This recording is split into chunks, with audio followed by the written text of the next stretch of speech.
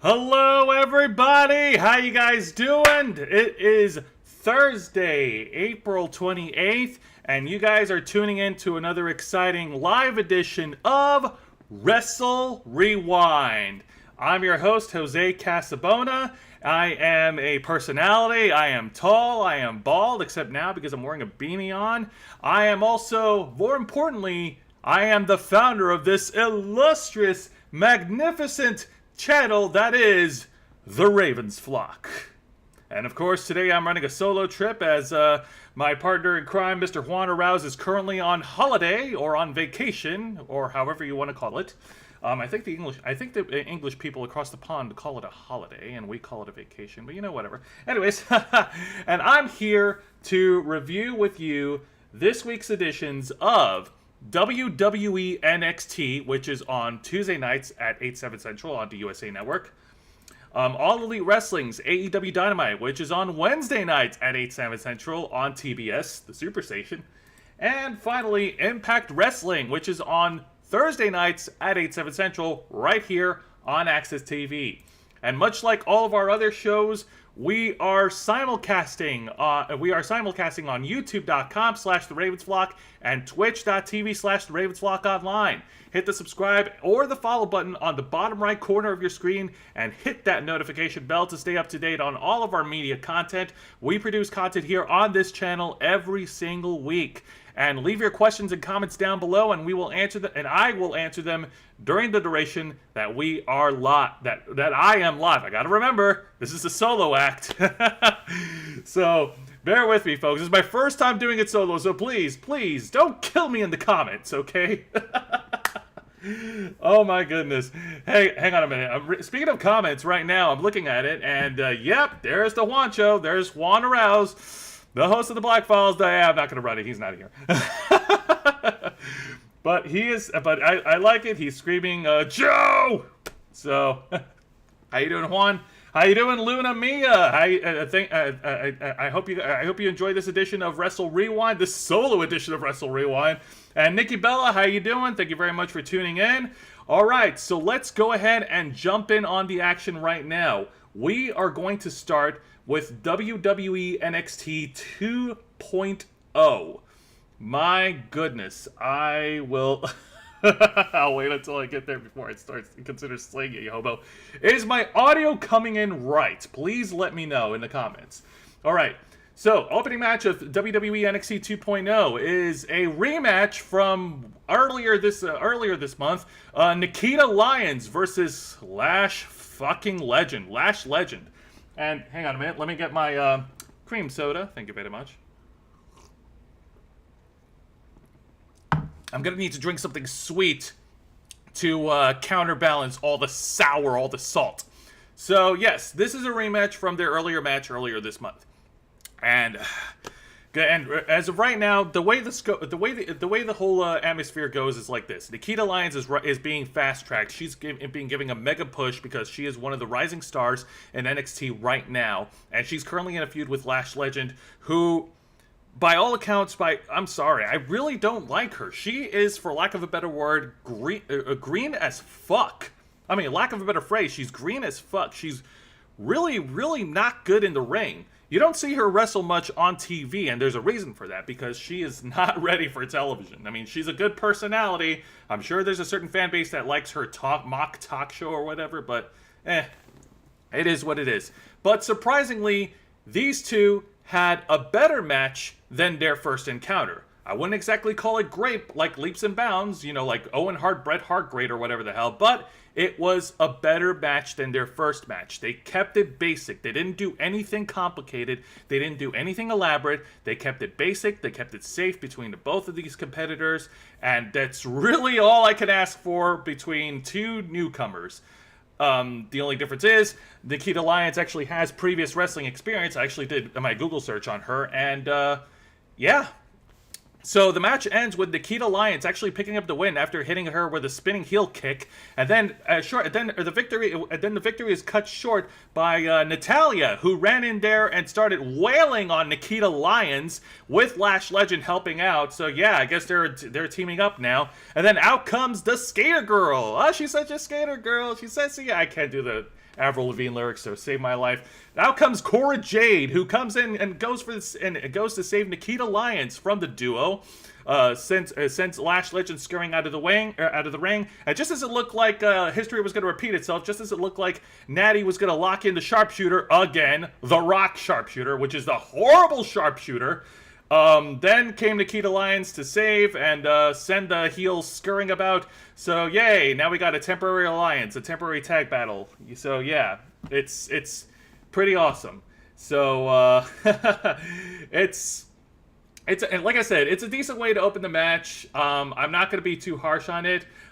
These two now, oh my goodness gracious, I now know what Juan has to deal with here. So on their upcoming televised special next week on NXT Spring Breakin', sounds stupid saying that, Natalya and Lash Legend will be tag teaming to take on Cora Jade and Nikita Lyons. And let me shrink it out a little bit more because my face was cropped off.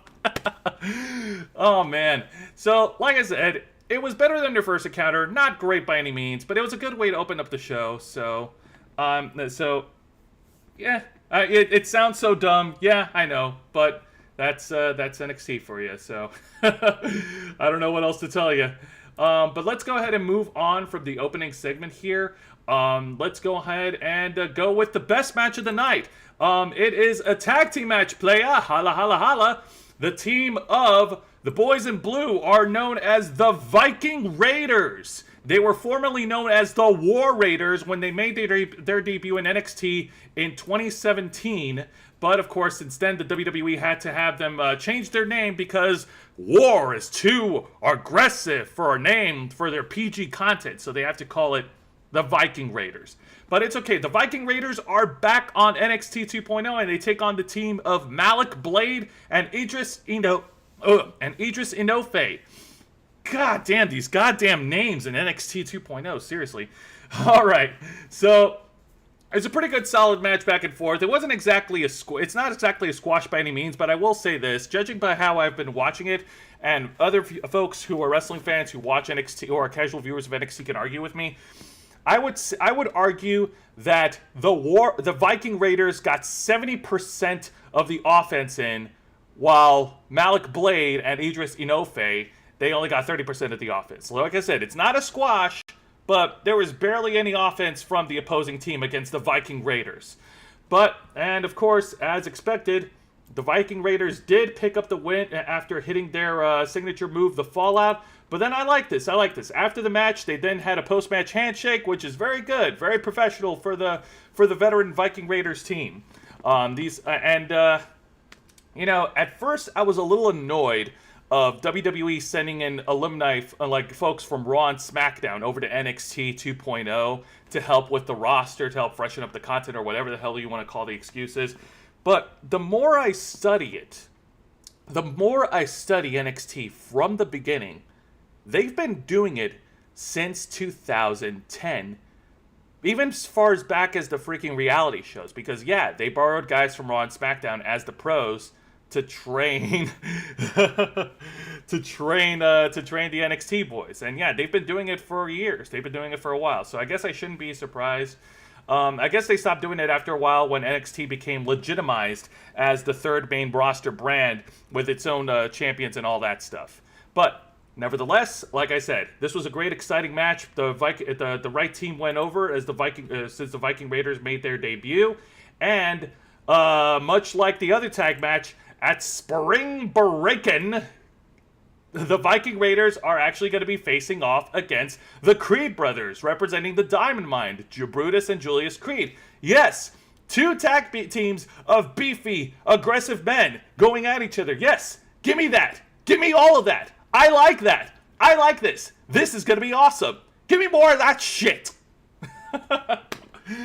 Oh, man. As you can see, I'm trying to compensate for the lack of Juan over here, for lack of Juan on this channel, but I'd like to think I'm doing pretty well. I mean, so let's go ahead and move on here. So that was a pretty good, exciting match of the night. It was close to the main event, and then afterwards, an exciting segment. Well, it was supposed to be a match, but it turned into a segment. It was supposed to be the debut of Nathan Frazier. Nathan Frazier was actually from NXT UK. Hang on a minute. I got some applaud emojis from Luna. Thank you very much. Thank you. This is my first time doing it solo, and I appreciate it. Nathan Frazier came from NXT UK. He is also a graduate from the wrestling school, Black and Brave Wrestling, which is co-run by the former WWE World Champion and Universal Champion Seth freaking Rollins. So yeah, this guy's got some creds. He's had a great run in NXT UK, and now he's come over to the States to make a name for himself here on NXT 2.0. Hang on a minute. I got some comments here. Yep, thank you, Juancho, for keeping that alive. If you haven't already, hit the subscribe button and like this video and hit that notification bell. Bing! For all the alerts.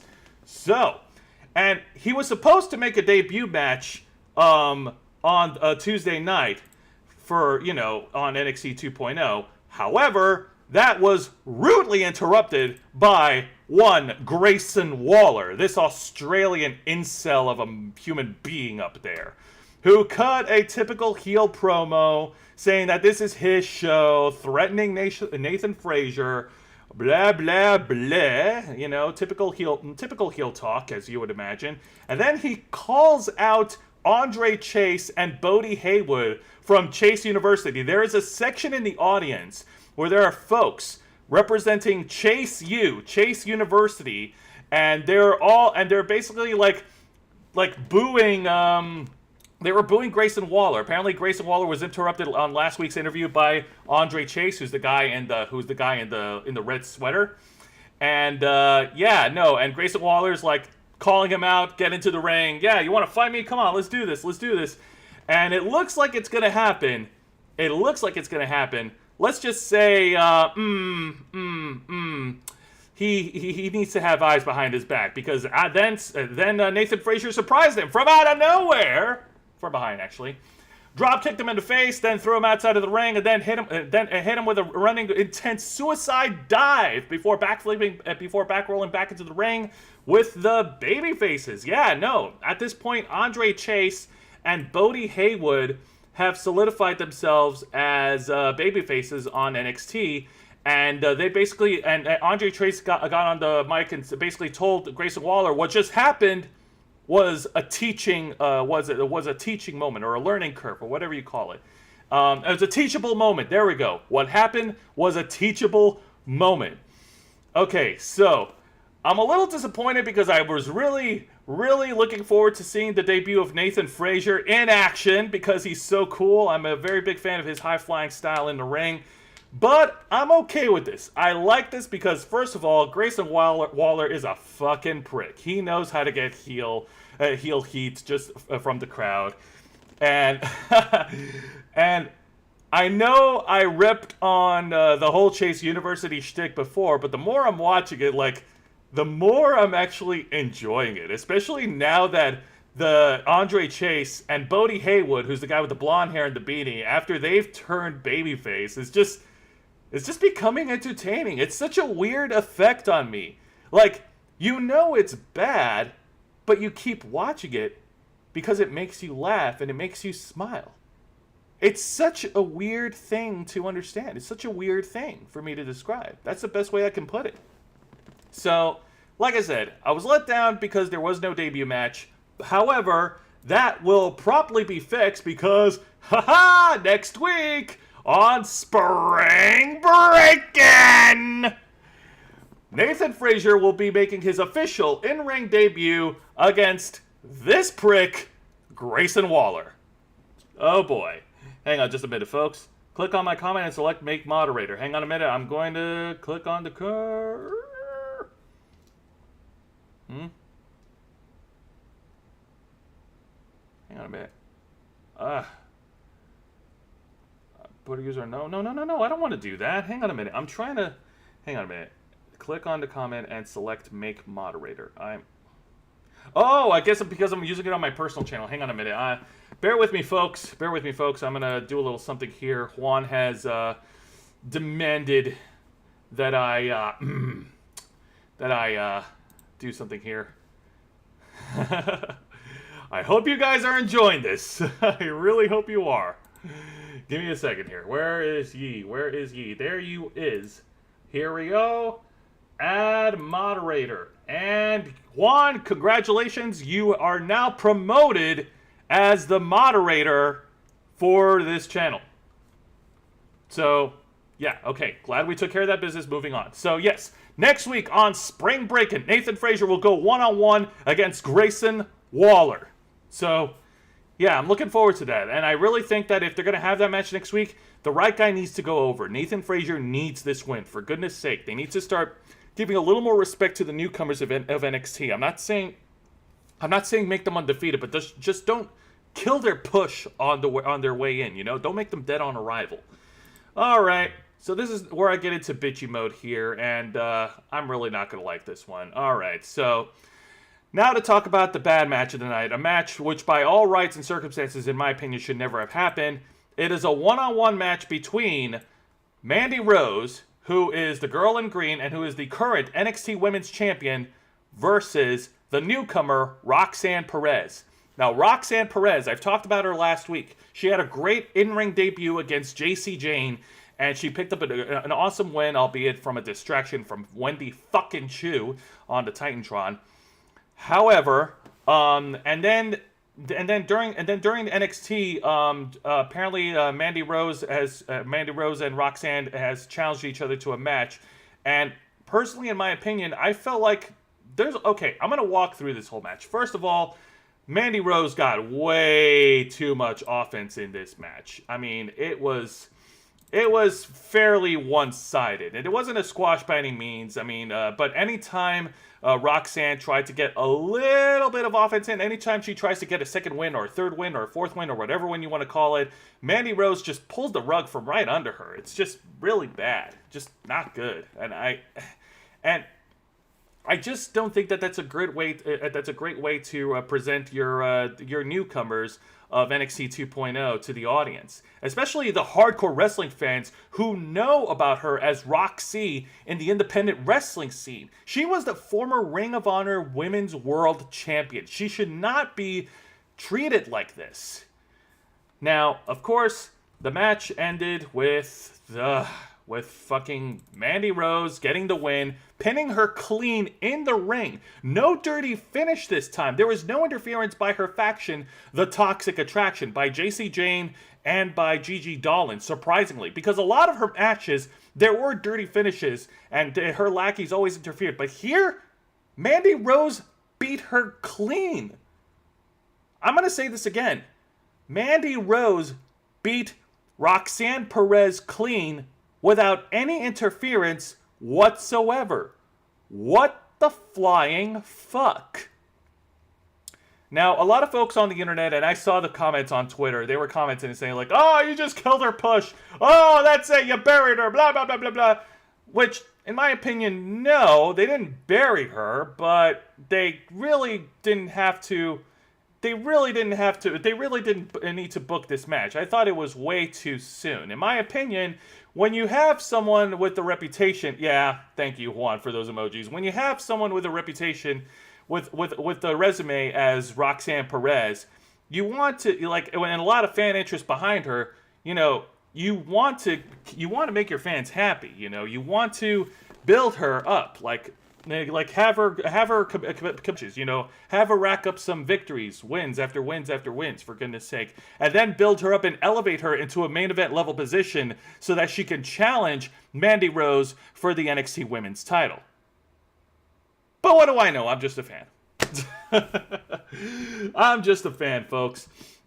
Oh, man. But then after the freaking match, oh, goodness. And then out came fucking Wendy goddamn Chu. That is the girl on the right in the PJs, teaming up with Roxanne Perez. And they're using squirt guns. And they're shooting silly strings at Toxic Attraction. What the hell? God, I hate this shit, man. I really do. I really fucking do. I just... Oh! It's not good. It's really not good. I don't like it, especially with Toxic Attraction bumping for the Waters cuts. Why do we have that stupid shit? Oh my goodness. All right, now let's go over to the meh segment of the night. Not a bad segment by any means, but this does introduce an issue with the WWE. So, starting in 2 weeks from now, we're gonna have the NXT Women's Breakout Tournament. NXT has had a tradition since 2019 of hosting breakout tournaments for all the rookie NXT guys. We've had a couple of winners from the 2019 tournament, I think, or either 2019 or 2020. The first tournament was won by Jordan Miles, who then quit the company. Well, anyways, I'm not going to get into the history of it, but I bring this up because there is a problem.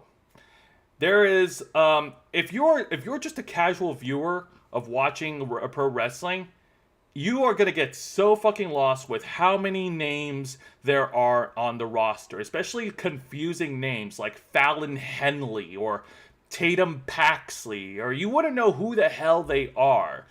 And it gets annoying after a while. And more to the point, like recently, a couple of the established wrestlers, including most notably the female wrestlers, they've been having to go through name changes because the WWE does not want them using their own indie wrestling names. So, like for example, Scottish wrestler Kaylee Ray just had her name changed to Alba Fire, and one of the wrestlers who competed in an American Ninja Warrior, her name is Casey Catanzaro. She had her name changed to Katana Chance. Like, God, these name changes are so horrible. And more to the point, you're now introducing more talent with new names. It's so if you don't follow NXT from the beginning of the revamp, you will have no freaking idea who each person is. I'm not going to go through the participants who introduced themselves in the breakout tournament because that's way too much homework for me to do, but my God, that is an ongoing issue. Like, the names that they come up with, and the names they come up with for the talent is so, like, why is it so hard to come up with a simple name? To come up with a wrestler's name? Sheesh.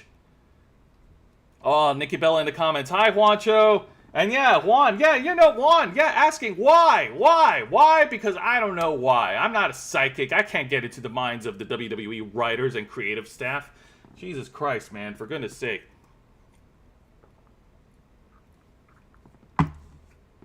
We're talking about the same WWE that took away Austin Theory's first name and just called him Theory. God, it's so stupid. All right, well, you know what? I'm done ranting about it. Let's go ahead and get to the main event segment. And oh boy, oh boy, folks! If you don't like creepy faces, all I gotta say is enjoy your dinner tonight. Oh my God. Thank you for the word vomit there, Juan.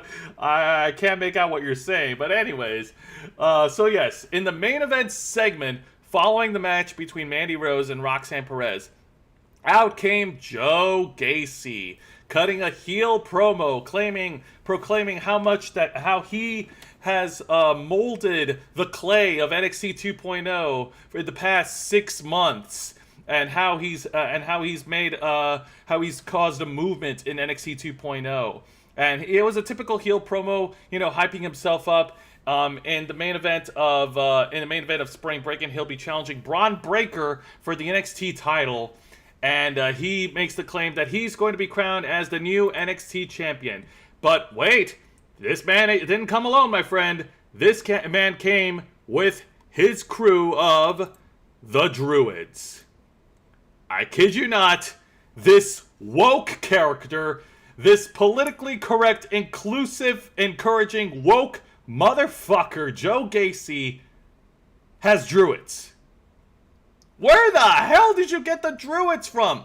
Did AJ Styles hook you up with a phone number to the Druids that he keeps on his phone from WrestleMania 36? Did you get a couple of extras from Hot Fuzz who dressed up in Druids cloaked when they were doing their Communitatis?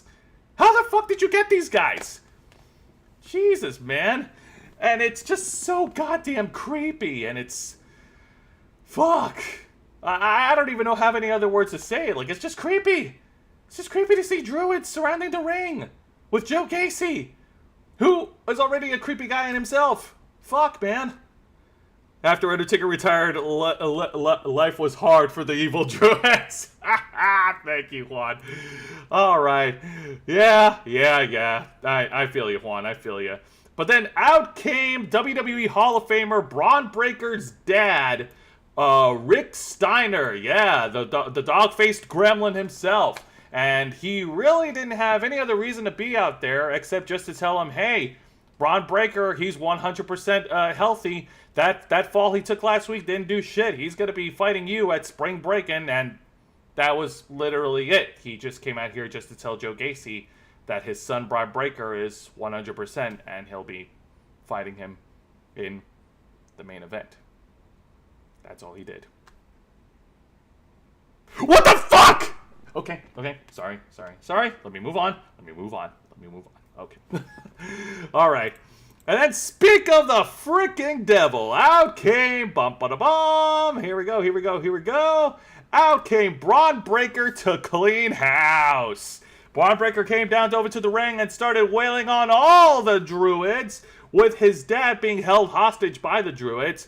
And he took down one after one. The champ put on a great fight, but in the end, he was attacked from behind by a clothesline from Joe Gacy, and the show closed off with the Druids passing the NXT title to Joe Gacy, and Joe Gacy holding the championship over Braun Breaker, with his dad watching helplessly.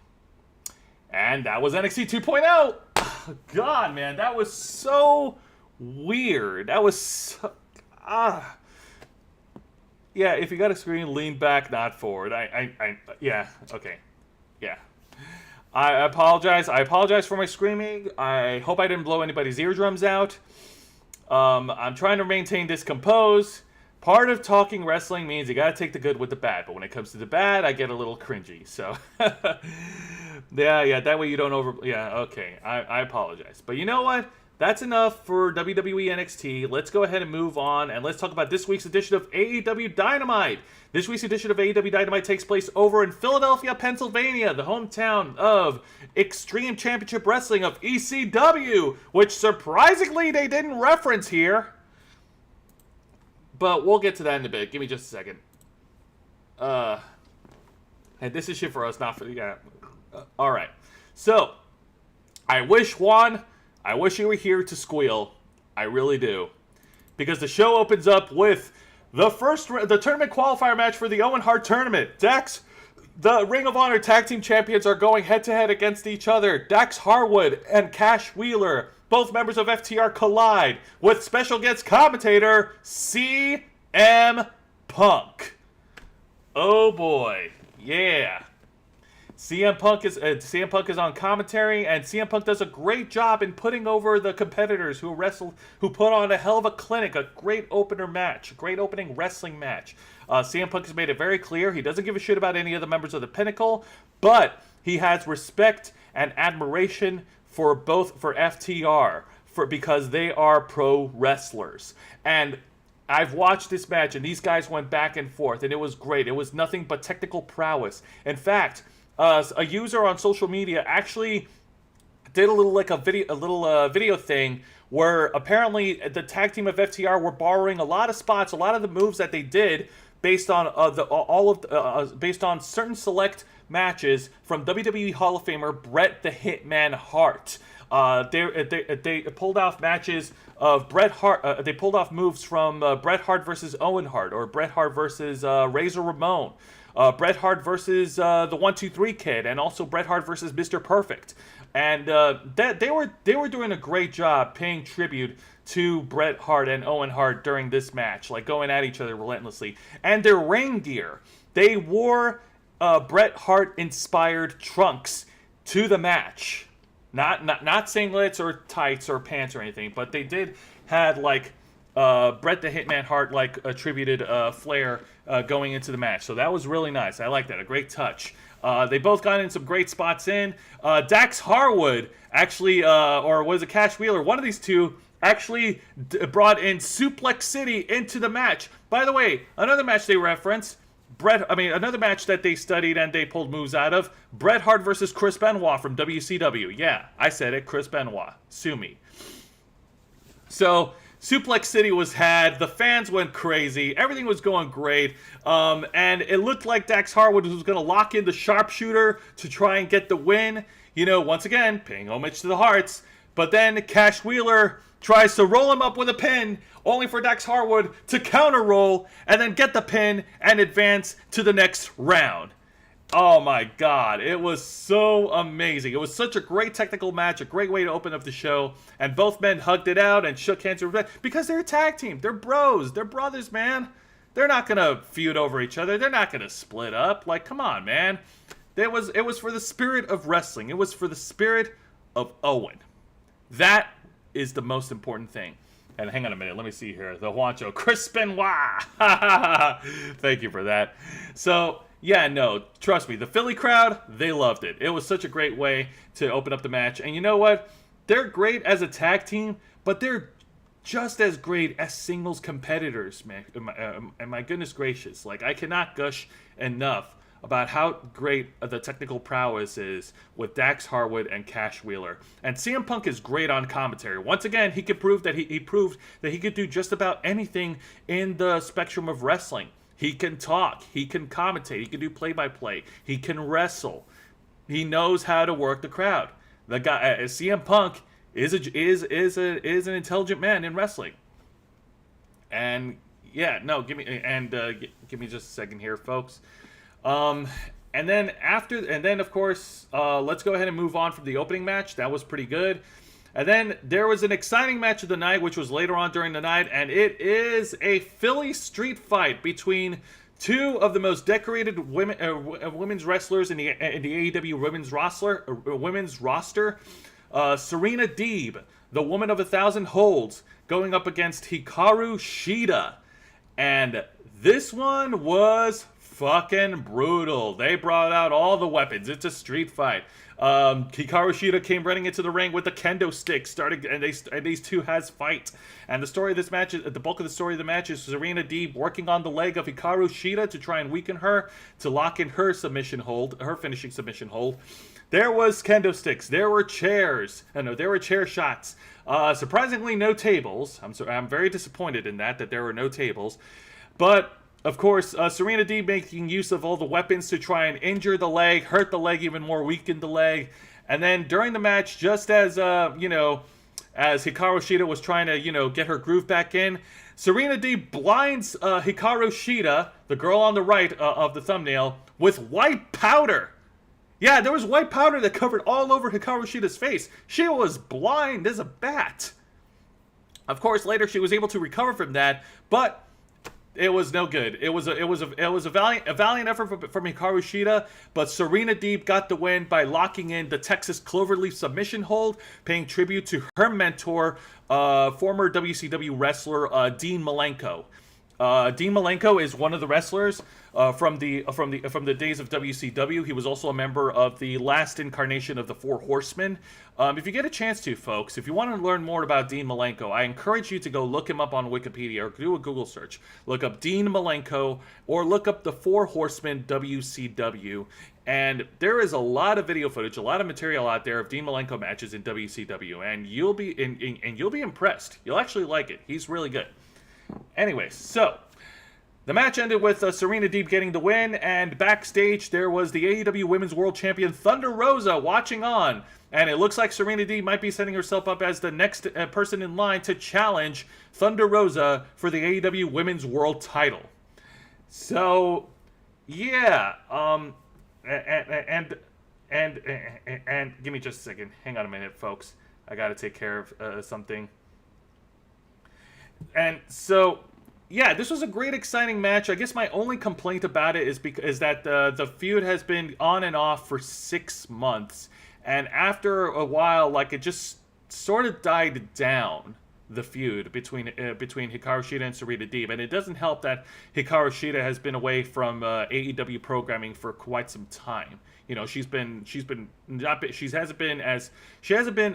a frequent presence on TV. But then again, the same could be said for Serena Deeb. And YouTube doesn't count. Okay? AEW Dark and AEW Dark Elevation doesn't count. If you're not on TV, then yeah, you're absent.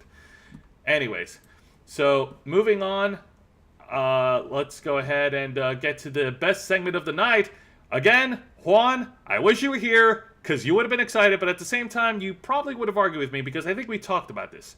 The exciting segment was the announcement that the main event has been announced for AEW's Double or Nothing. Hangman Adam Page will defend the AEW World Title against CM Punk on AEW's Double or Nothing Sunday, May 29th at 8 p.m. Eastern in Las Vegas, Nevada. It is official. It is done. It is set. CM Punk versus the Hangman for the AEW World Title. So, yeah, no, it's quite an announcement. I love this. I really do.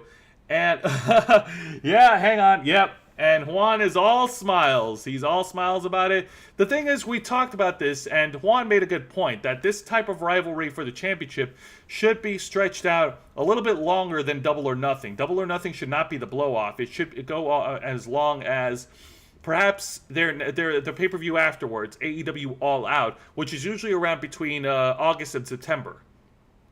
Well, at least that's what I think. But nevertheless, this is what we're getting. CM Punk versus Hangman Adam Page. And then after the announcement, CM Punk then gets on the mic, cuts a promo, first of all, praising Dax Harwood and Cash Wheeler for their awesome match. And then he also put over the... Thank you. And then he also put over the locker room for AEW, saying that he's never met a more passionate wrestling locker room than All Elite Wrestling. And that... pretty much, yeah, it's a typical babyface promo. He's coming after Adam Page, he's coming after the title, and he's a betting man, and he bets on himself. And he's gonna be, he's gonna go in there, and he's gonna kick Adam Cole's ass.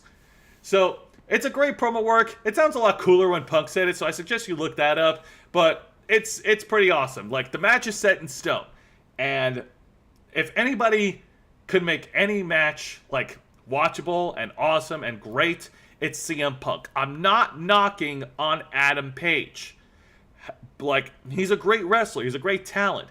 But, like, he needs someone of a caliber of CM Punk or someone who could work long matches to actually, you know, add more credibility to himself as the defending champion, you know? Because a lot of his matches, like his last title defenses, were based on stipulations, were gimmicked matches. He defended his title, his world title against Adam Cole in a Texas death match. And before, you know, and he also defended against Lance Archer in a Texas death match. Like, it's just, like, and I'm not knocking on Adam Cole, too. He's a great wrestler, too. He can also pull out a long, lengthy match just like CM Punk. I don't know. I guess it's just the way Adam Cole's been booked. I think it's more of a booking issue than with Adam Page. It's more of a booking issue than an Adam Page issue. So, like I said, I'm not knocking Adam Page. He's a great guy, great champion, great human being too. I like him. So, let's go ahead and move on. This one I want to talk about is sort of a lackluster match, and I'll explain why. It's a one-on-one match between the Murder Hawk Monster, Lance Archer, going one-on-one against the Master of Mayhem, Wardlow. So, MJF last week has hired Lance Archer and WWE Hall of Famer Jake the Snake Roberts to go after Wardlow. For weeks, Wardlow has been barred from the arenas. He's only been allowed inside by decree of MJF because he's still under MJF's contract. He's still MJF's bitch. So, and in this match, once again, no entrance music for him. He comes down being escorted by security in handcuffs. He's unhandcuffed for the wrestling match. It was a great match. The match was not the problem because these guys are excellent wrestlers. Holy shit, even Lance Archer started off by doing a top rope tope suicida, flushing out Wardlow and the security guards. And they also had MJF on over in the bleacher seats. Over in the audience seats with Sean Spears watching on, and he was taking shots at the Philly crowd as typical MJF. So these two had fight. It was a great big hoss fight. I like this. And Lance Archer, and they tried to put each other away. Lance Archer, and I swear to God, like a guy as big as Wardlow, I shouldn't be surprised because I've seen this before, but like Wardlow doing a running Hurricane Rana onto Lance Archer, that was pretty cool. That was very athletic. I like that. And that was pretty good. And Lance Archer tried to put him away with the blackout finishing move, only got a 2 count. Wardlow was able to mount a comeback against the Murder Hawk Monster, and then finished him off with a Powerbomb Symphony and got the win. So your winner, Wardlow. Now, my only knock on this match is that Lance Archer had to be the one to eat shit. And I just don't think that... I'm a little sympathetic because Lance Archer, he's one of the top guys. He's one of the top big hosses in AEW. And he's not had a good... and he has had a string of, like, losing matches as of late. Losing to Hangman Adam Page. Losing to Dustin Rhodes. And, you know, he's a guy who needs to get back on track. Who desperately needed a win. I don't think that booking this match was a smart choice to make. I think they could have done well with serving somebody else to be chopped liver for Wardlow. But for Lance Archer, no. Like, Lance Archer needs a win, for goodness sake, man. I mean, he needs to get back... Like, I feel like he needs to get back on track and needs to reestablish himself as a killing machine. As an actual contender, for goodness sake. Like I said, the match was great. No doubt about it. Props to both men. I just don't think it should have been booked with Lance Archer losing. Or Lance Archer should not have been in the match at all. And they should have served up Wardlow with somebody else. But it happened. It is what it is. So I'm going to go ahead and just swallow it and just move on. Now, a lackluster segment that I do want to discuss is, once again, another backstage interview with... the former AEW Women's World Champion, Dr. Britt Baker, DMD, along with Jamie Hayter, who's the girl. Those are the two girls in the left. Jamie Hayter is the one in the denim jacket, denim, and they're talking with Toni Storm, the former NXT UK champion, the newly signee of AEW. And these two do have a match coming up for the qualifying match for the women's bracket for the Owen Hart tournament. And for the last couple of interviews, it's just been lackluster. I mean, Jamie Hayter, she's a great wrestler. I just don't think that she was good on the mic. And once again, I know Juan pointed this out before, Tony Schiavone is just a freaking mic stand. Just standing there with the mic, letting the girls talk. Yeah, don't be shy, folks. Give us your take. Yeah, exactly. Let me know in the comments. To which Dr. Britt Baker took a few shots at Toni Storm, referencing how Toni Storm was held back in her former company, referencing but not referencing the WWE, where Toni Storm was kept backstage in catering, and how he took a shot at her being pied in the face at one time by Charlotte Flair. And it was just not a good interview. Can you have an interview without drawing up references from the WWE? It's just, I don't know. To me, it just felt like it was a bad taste. And of course, it didn't help with when Ruby Soho came in. And to Ruby Soho's credit, she's also a good talker as well. She's rightfully called out Dr. Britt Baker for, trashing people, like trashing new folks that come into AEW, for trashing the new women that come into the AEW roster. And it looks like they're going to be setting up... hang on a minute. Looks like I have a problem with the server. Give me just a second here.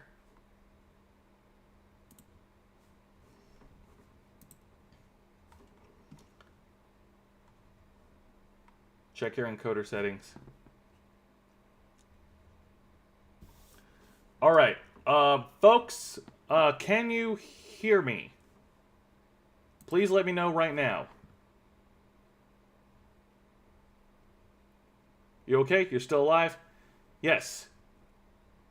Ignore that. Okay, that was weird. Holy shit. What the hell was that? Oh my goodness. Okay, so let's go ahead and move on. So yeah, it looks like they're setting up a tag team confrontation, and I'm all for it. Yes, give me more Ruby Soho. Give me Toni fucking Storm. Give me some goddamn Jamie Hayter. And yeah, give me a little bit with the side of Dr. Britt Baker. But yes, give me all that shit. My only problem is that, with Toni Storm, I haven't been seeing Toni Storm wrestle on AEW since her debut, and with Ruby Soho, she's been tucked away over in their YouTube shows, AEW Dark and Dark Elevation. I rarely see her on TV. Like, I don't watch Rampage because Rampage is on Friday nights at 10 o'clock, and that's way too late for me to watch wrestling. Like, no, I don't watch wrestling after 10. Unless I'm bored and I'm streaming because I'm looking up old videos or whatever. But the point is, I don't know. I'm sort of iffy about it. Only because of like how the women's division has been booked and how it's a major problem with All Elite Wrestling right now. Like a huge point of criticism with AEW is how the women's roster is booked. Yep, Light the Fuse, hit the boom, Dynamite. Oh my God. All right, but let's go ahead and move on from there because now we're gonna get to the main event. It is a rematch for the AEW TNT title, and it's a ladder match. The defending champion, Sami Guevara, defends his title against Scorpio Sky, one half of Men of the Year, represented in the American Top Team. Sami Guevara is accompanied by his real-life girlfriend, Ty Conti, while Scorpio Sky's got his whole entourage with him. He's got the team of American Top Team with him, Ethan Page, Paige Van Zandt. He's got the team leader, Dan Lambert. And yeah, no, this was a great ladder match. There was definitely a lot of hardcore wrestling and sports entertainment involved in this ladder match. One of the spots I'd like to point out is like, first of all, one of the weapons they brought in along with the ladders is that they brought in a ladder covered in barbed wire. And one of the spots I enjoyed was Sami Guevara hitting a Spanish fly on Scorpio Sky, who is by the way, Sami Guevara is the guy to the left. He's the one with the championship, and Scorpio Sky is the guy to the right. So, Sami Guevara hitting a Spanish fly on Scorpio Sky on the barbed wired covered ladder. Ow, that hurts. Yeah, no, he's got his that's not Sami Guevara. He's got his Oh, goodness gracious. It was, like I said, it was an entertaining match, a lot of cool high-flying spots. There was also like a 630 splash or like a Phoenix splash that Sami Guevara did from the top of the 20-foot ladder onto Scorpio Sky. Holy shit, that's dangerous. Why are you trying to kill yourself, Sami Guevara? My goodness gracious, man. And then, of course, we can't have a ladder match without like some screwy like run-ins. So we got a dick kick spot. We got Ty Conti nailing Dan Lambert in the nuts. Holy shit. She took him to Dick Kick City. And then Paige Van Zandt and Ty Conti had a cat fight. And then it was so weird. Then both men were struggling to get to the top of the ladder to grab that belt. But in the end, it was Scorpio Sky that prevailed. Haha, thank you. It was Scorpio Sky that prevailed and grabbed the championship. So your winner and now two-time AEW TNT champion, Scorpio Sky.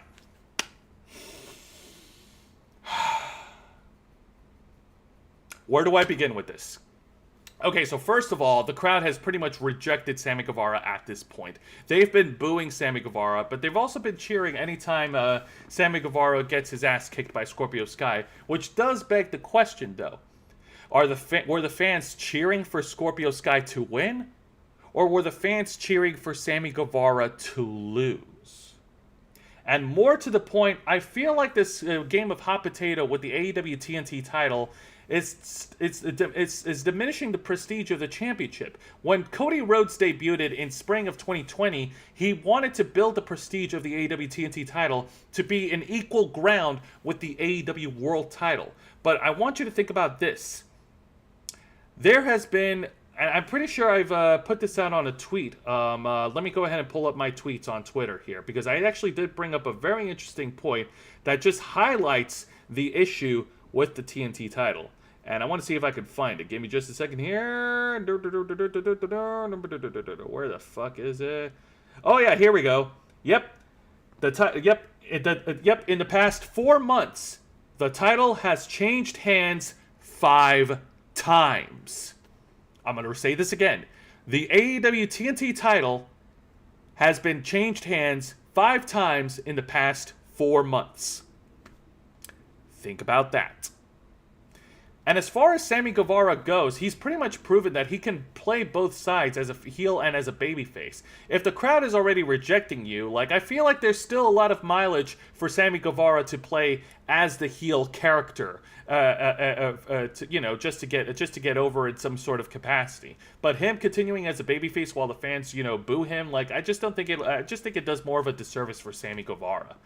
But let me know what you guys think in the comments. Do you think I'm right about this? Do you think I'm wrong about this? Do you have your own opinions about how Sami Guevara should carry on going forward?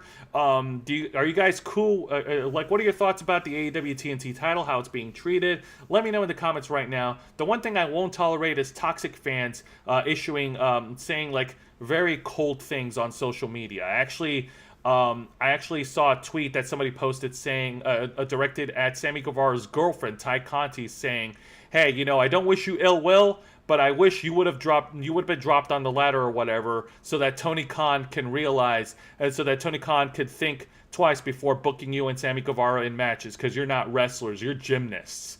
And that was a very, very ill-advised, very, very douchey, very evil thing to say. Like, you're not. It's very passive-aggressive too. Like, you're not wishing ill will, but you just wished ill will. That's pretty fucked up, bro. I don't care how you slice it.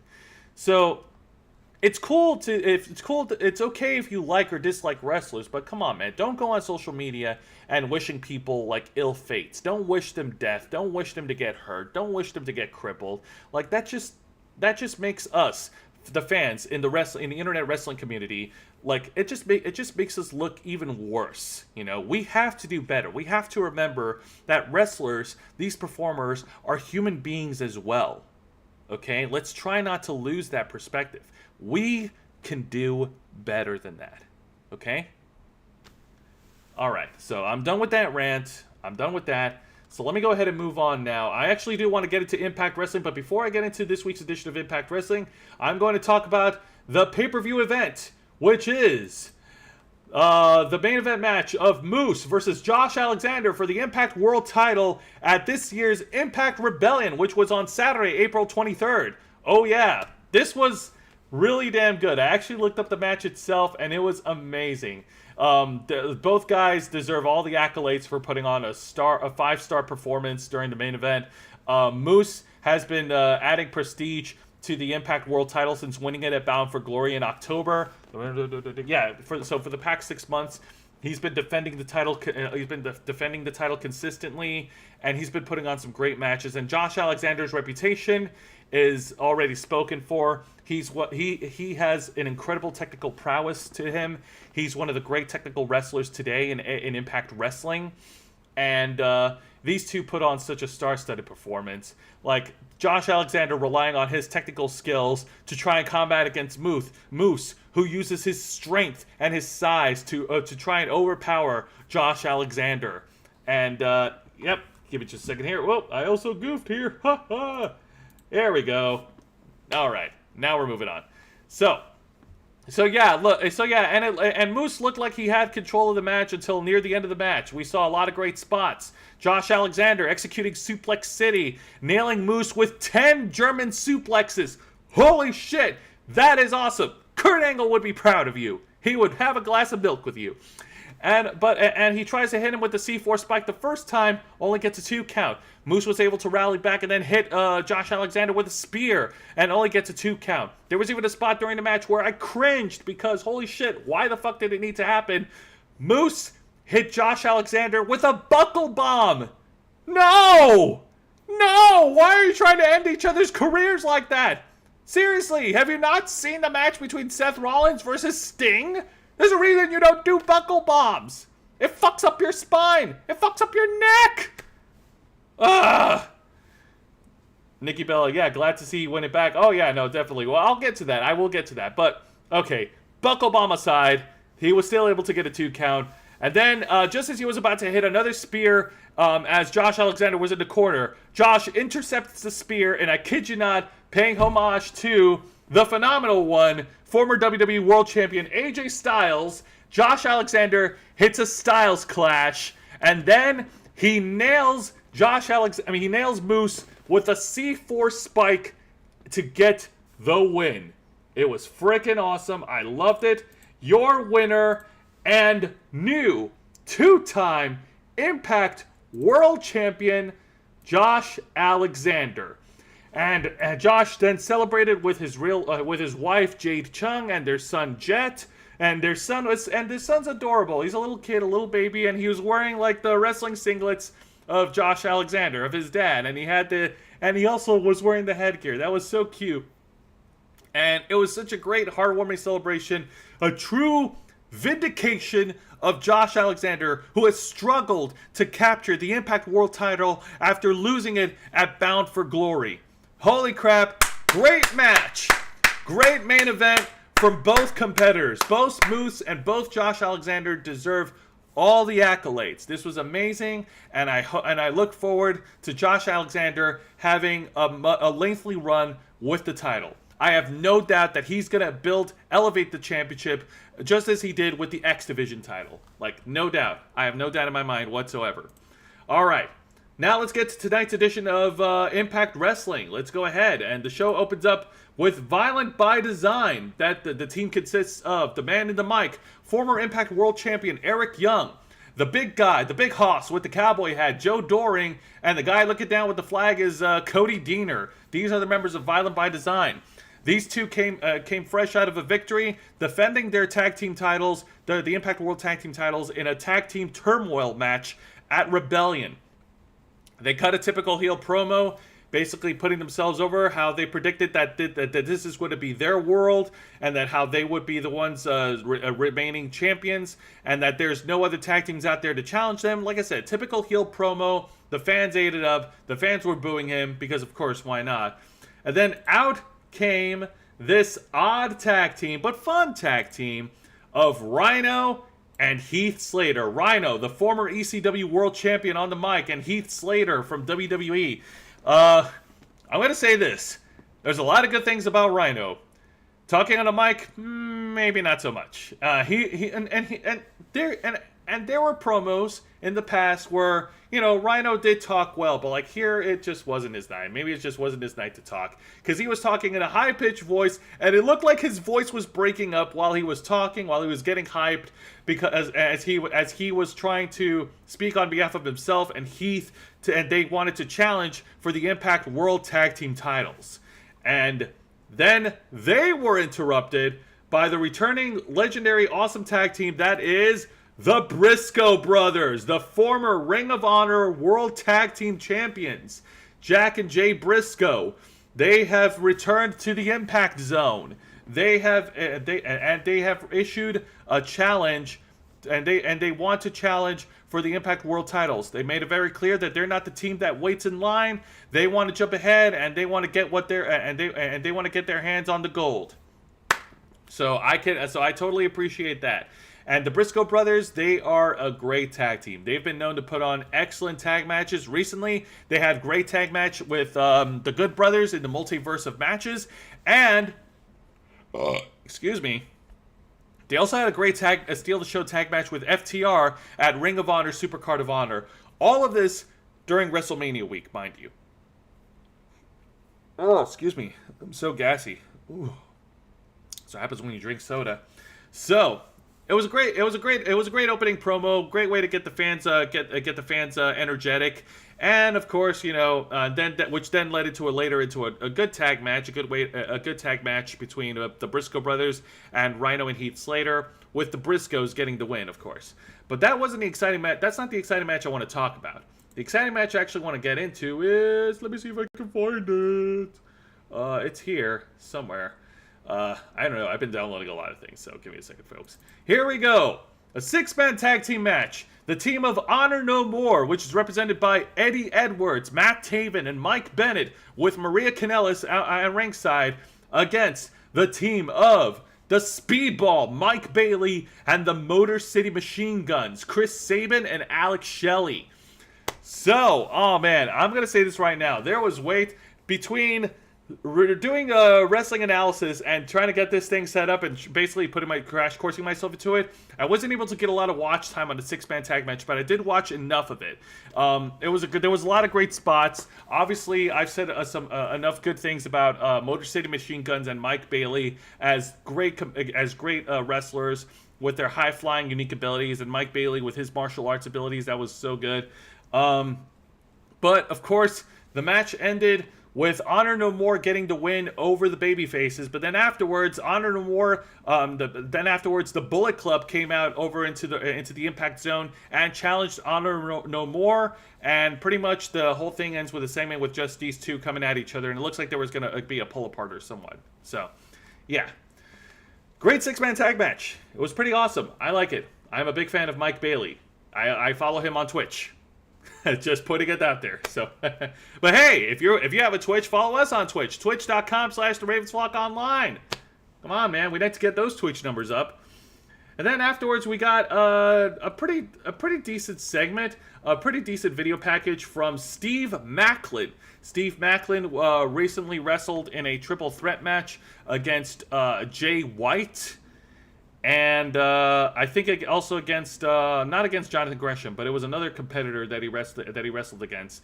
But he basically cut a pretty straightforward promo. I know I criticized his mic skills, but this was actually pretty good as it could get.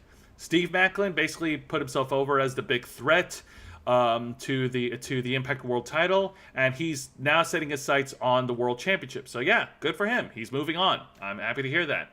And he's had great matches with Jonathan Gresham and for the Ring of Honor World Title, and also he was killing it in the X Division while trying to challenge Trey Miguel for the Impact X Division title. Like since his debut, they tried to build him up as an undefeated machine. Of course, he ran into some speed bumps along the way, but I think they might be putting a reset button on Steve Macklin, because if he's going after the Impact World Title, that would be a great way to get him over. So that's awesome. I'm looking forward to it. So, hey, we'll see what happens.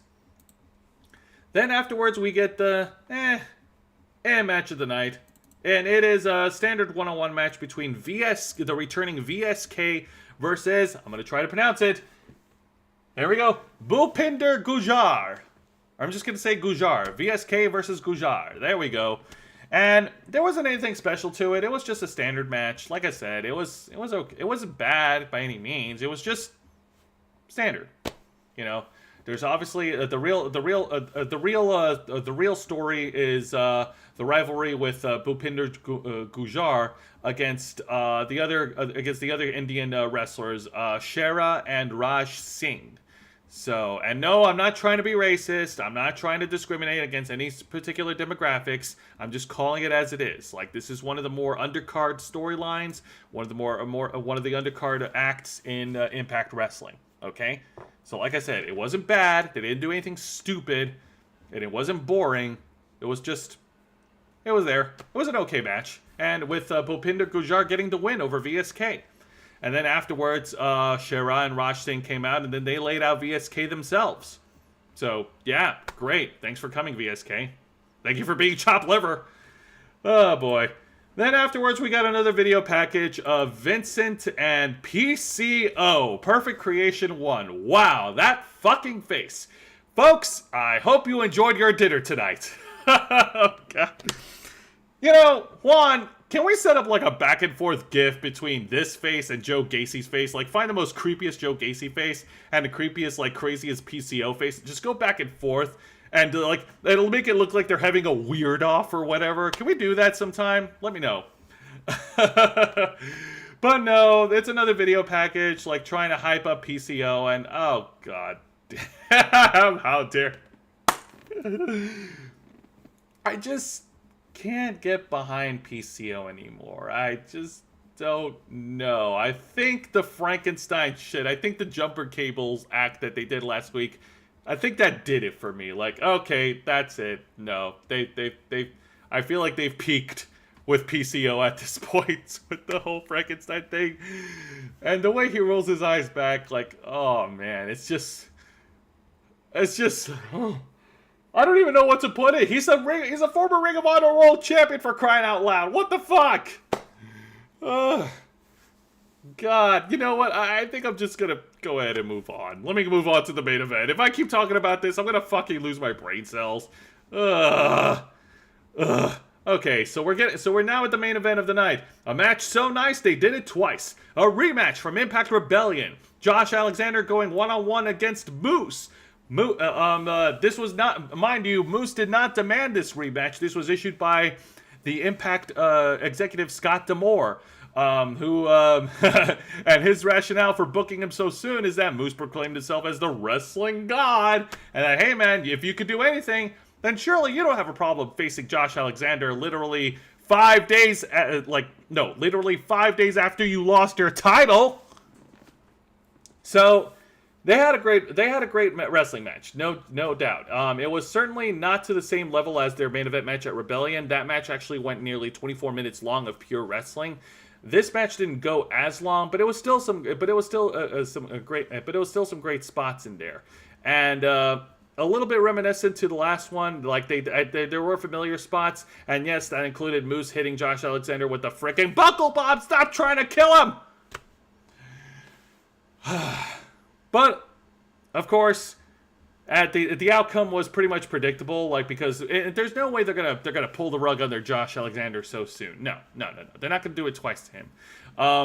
The outcome was predictable. Josh Alexander was the one who got the win and retained the title, but they put on such a good match. It was nowhere near the same level as the main event, but it was good enough.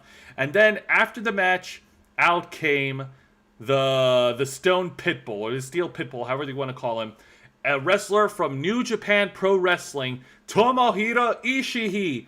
Also, Devan saying, hello there, Dev. I'm doing a solo act right here. It's just me, San Juan Arouse. But let me know how I'm doing in the comments. Like, I like to think I'm doing okay. So yeah, Tomohiro Ishii went down to confront Josh Alexander, and it looks like there might have a Impact World Title match down the road between Josh Alexander and Tomohiro Ishii. Tomohiro Ishii actually had a great match against Jonah at Rebellion in a great big hoss fight. And give me just a second here, folks. I actually want to... Aw, thanks. You're always entertaining. Well, thank you. I appreciate that. All right. Give me just a second here, because I actually want to try something here, just to give you guys an idea of Tomohiro Ishii. And I want you to be enlightened as I am enlightened, because enlightenment needs to be had. So give me just a second here. I will get back, and I promise I won't take long. I promise I won't take long. Like, a GIMP file? What the hell? No, I don't want to select this GIMP file. Get out of here. Let's see here. There it is. There we go.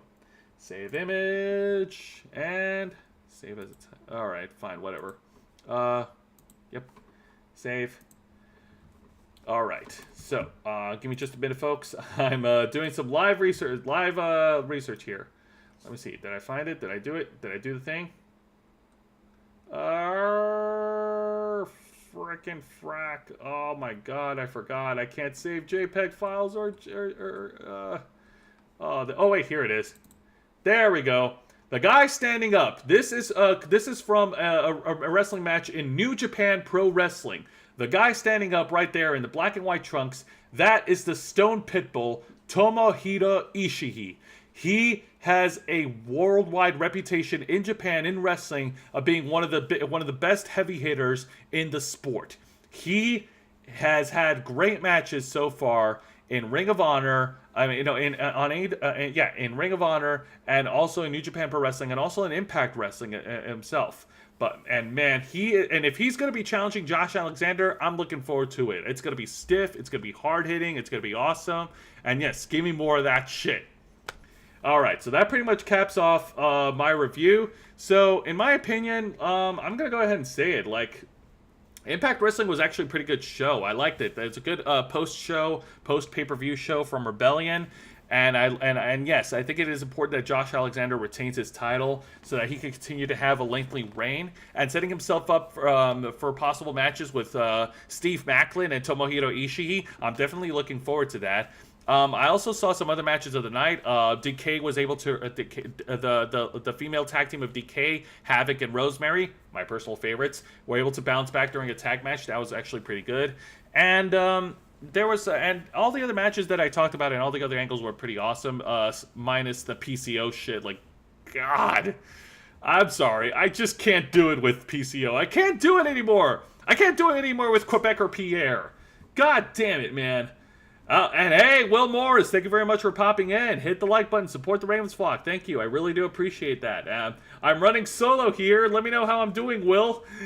And let's go right here. Now, AEW Dynamite was also a good show. They had a great opening match with Dax Harwood and Cash Wheeler. Definitely one for the books, as they paid definitely a great match as they paid tribute to the Hart family, to Owen Hart and Bret Hart with their in-ring prowess.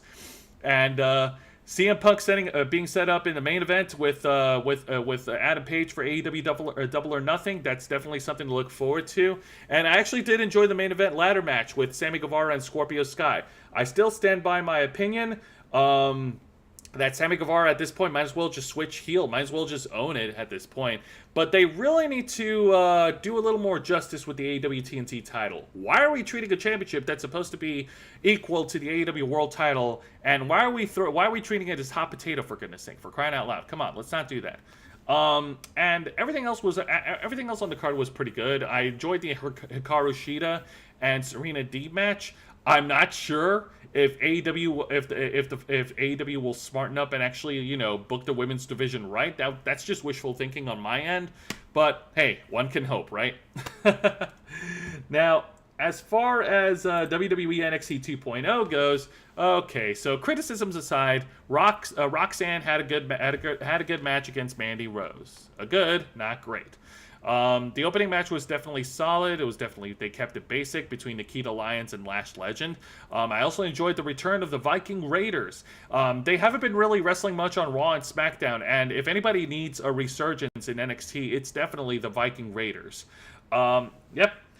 The TNT title is totally a glorified version of a TV title. Yeah, unfortunately, yeah, no, you're right. And technically it is. And the same can be said for the women's TBS title. But the difference is, with the women's TBS title, Jade Cargill has been defending it consistently, and she's been on an undefeated streak. She's 30-0. But here, with the men's TNT title, they're playing hot potato with it, and it's just not right, man. But getting back on the subject on NXT. So, yeah, no, there were other good matches on the card as well. There's a good women's match with... there was a good women's tag match that they also had on the card. They also had Solo Sikoa going one-on-one with Trick Williams, which was all right. I definitely enjoyed everything that they were doing with Nathan Frazier and Grayson Waller. And, of course, the main event segment was creepy as fuck. I don't think, and this is my prediction, I don't think that Braun Breaker is going to lose the title anytime soon. I think that they're going... I think that he's going to be destroying Joe Gacy next Tuesday. Yep, that totally devalues the TNT title. Yeah, I know, it really does. Because as I mentioned earlier, since its inception in spring of 2020, the AEW TNT title was supposed to be presented equal to the world's title. And Cody Rhodes defending the championship consistently every week added prestige to the title. But then ever since, Sami Guevara won the championship, it's just been treated like hot potato going back and forth. And I don't know, man. I don't know. But getting back onto the subject. So NXT 2.0 was okay. It wasn't great. It was good. So, yeah, that pretty much wraps up all my reviews. Jose, plug us away. Thank you very much for tuning in and watching Wrestle Rewind, hosted by me, Jose Casabona. So, and I'm glad you guys thought I was doing great tonight. I really do appreciate all the comments. I appreciate all the feedback. This is my first time going solo. And folks, yes, and keep tuning in every Thursday night at 10 p.m. Eastern to listen to my weekly reviews of WWE NXT 2.0, All Elite Wrestling's AEW Dynamite, and Impact Wrestling on Access TV. I'll be here every Thursday night at 10 p.m. to talk about to review the shows and talk with all of you. And of course, you can, this is, like I said, you can pretty much find us here on this channel every Thursday night. So until next time, continue to follow us on. Oh, hang on, wrong one. Like I said, I'm pretty much new to this, so here we go. So continue to follow us on Facebook.com/The Ravens Flock. Twitter.com/The Ravens Flock 13. Instagram.com/The Ravens Flock Online. Twitch.tv/The Ravens Flock Online. And of course, hit the subscribe button and the notification bell to stay up to date. To our YouTube channel here. YouTube.com/The Ravens Flock, which is the humble home of The Black Files, Los Amigos Play, Wrestle Rewind, and our flagship show, The Ravens Flock. Thank you very, very much for tuning in on a special solo edition here of my show, Wrestle Rewind. I am Jose Casabona, and this is wrestling.